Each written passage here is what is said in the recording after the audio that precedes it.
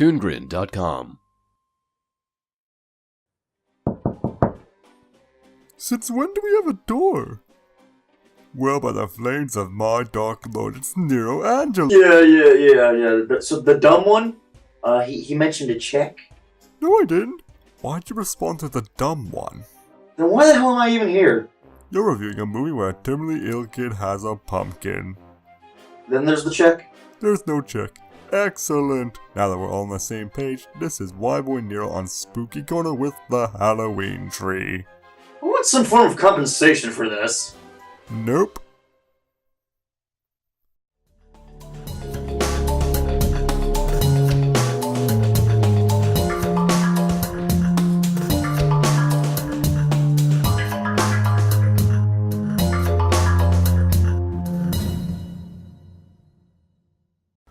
What people? The Halloween Tree, Ray Bradbury book made into an animated film. I don't even know what you said there.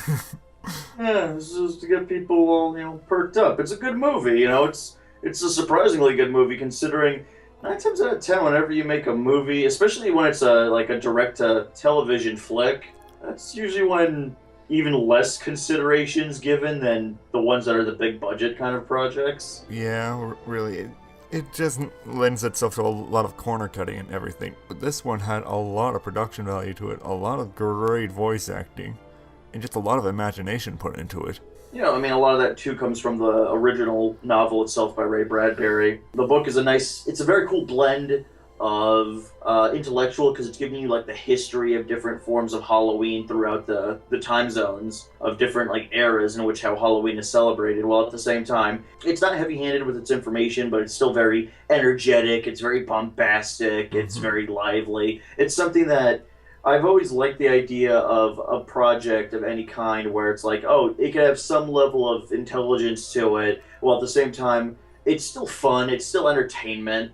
It doesn't feel like you're learning something. It's just sort of like a byproduct of it. Yeah, it just sort of happens. It's sort of tangential learning. And from the book to the movie, I feel like it stayed pretty clear to that. It is just that sort of tangential learning of the Halloween season. And the story stayed somewhat the same as from what I've gathered. The story follows 4 friends, Jenny, Ralph, Wally, and Tom, as they are preparing to go trick-or-treating with all their friends. But they find out that their other friend, Pip, has just been rushed to the hospital for some sort of disease reason. But then the 4 kids see that Pip is actually running off into the woods instead, but he's actually looking a little bit more transparent than usual.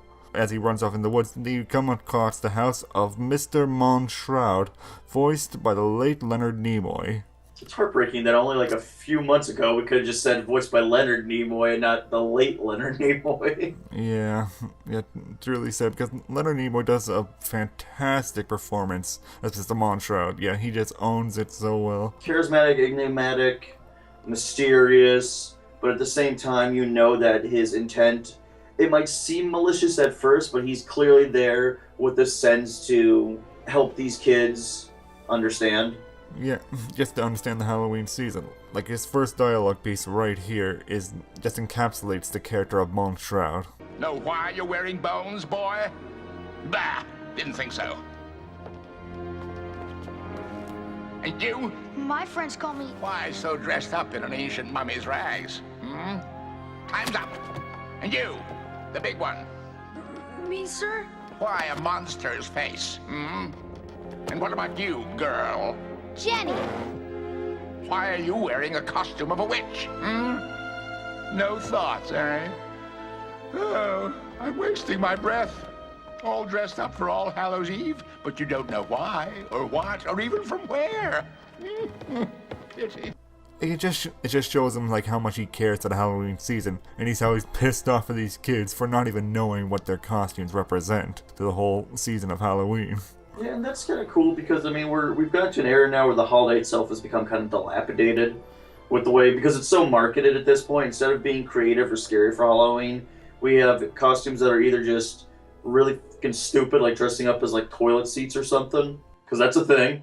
And I like the fact that he's being educational again, and he's being educational without beating us over the head with the concept of it. I like the idea where it's he addresses the mummy. Why is the mummy important? And we go into a little bit of history about mummification in ancient Egypt. And that's really cool. I really like that. I like the fact he goes into stuff like the witches, of Salem, or he goes into the skeletons of Los Dias de los Muertos, the Day of the Dead of Mexico. And the gargoyles. Like that. Yeah, protective guardians of churches and stuff like on Notre Dame. Yeah, actually showing them all in a light that's actually less of like all spooky, scary monsters, but there's actual intelligence behind their history. Yeah, it's what we've turned it into.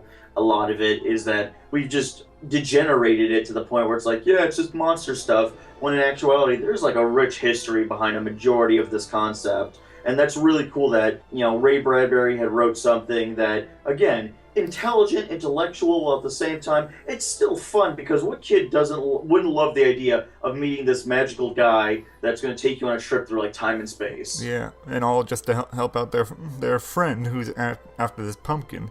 Like, the character of Monshroud is sort of like the character of death in this book and movie.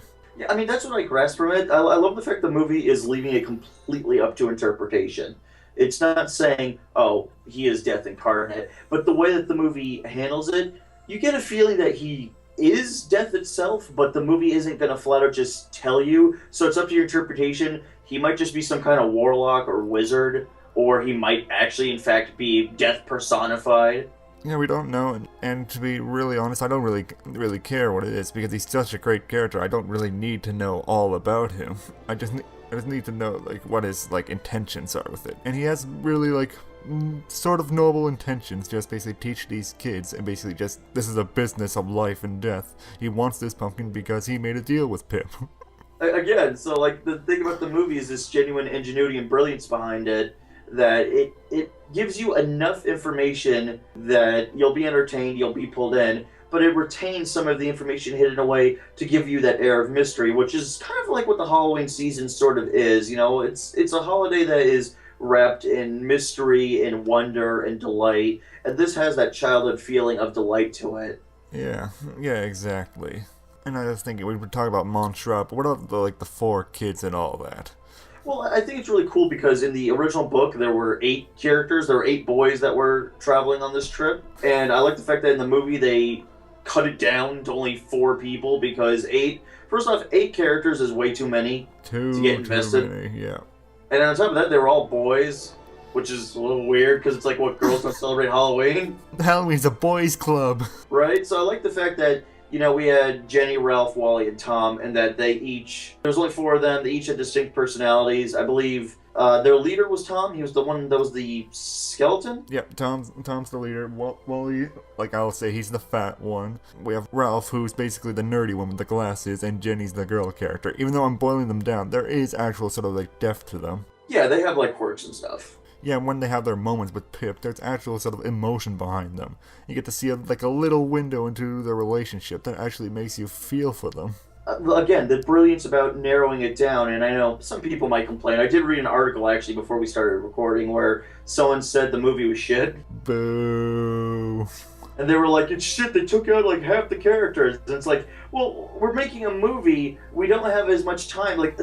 It's a medium change dispute at this point, because it's a movie, we have to cram everything in. How are we going to get 8 characters rounded about? Instead they covered major stuff. They did, Ancient Egypt, they did Day of the Dead, they did Notre Dame, and they did the Druids, Druidism and the witches. They covered only 4 major ones, but it worked better for a narrative perspective because it's okay, and then we got to know each of the kids because since each kid was dressed as a certain holiday figure, we were able to basically, it's almost like an anthology movie in some regard the way it's handled because it pinpoints and spotlights each, name drop, it spotlights each individual character with each of them having that moment in the sun, like Monshroud is addressing Jenny, do you know why you're dressed like that? Do you understand exactly what cultural reverence your costume actually has about being a witch? And he goes into Druidism and the witches and stuff like that. He does it with each character. And if he did it with 8,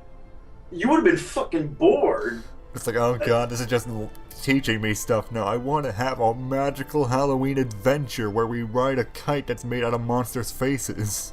I'm also really surprised, because I feel like we have to mention this, that this was produced by Hanna-Barbera, the company that sort of, for lack of a better word, it's been known to cut corners when it comes to its animation quality. It's not exactly as top tier. Yeah, you should know from all the Scooby-Doo like cartoons that I've showed on here, like they cut corners quite a bit. Especially Monster from Mexico.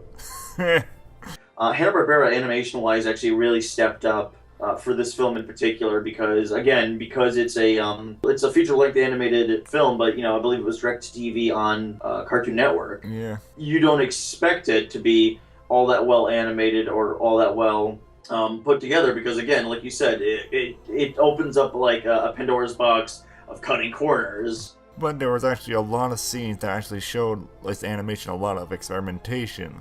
Like in Wally's segment with the monsters, how they're building a cathedral just by walking around. Like, that was amazingly animated. I mean, I could see why this actually won a Daytime Emmy.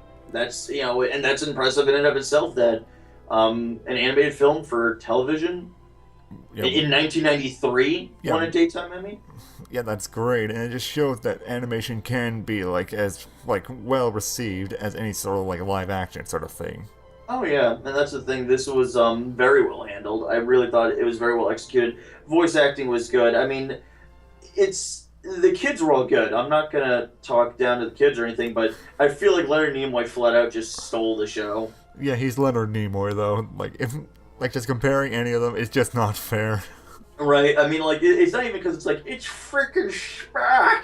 It's not that it's like that or anything. It's just that Leonard Nimoy had so much energy, and he just engrossed this character. He did even put on a little bit of a voice, but it wasn't distracting. It just sort of complemented the character.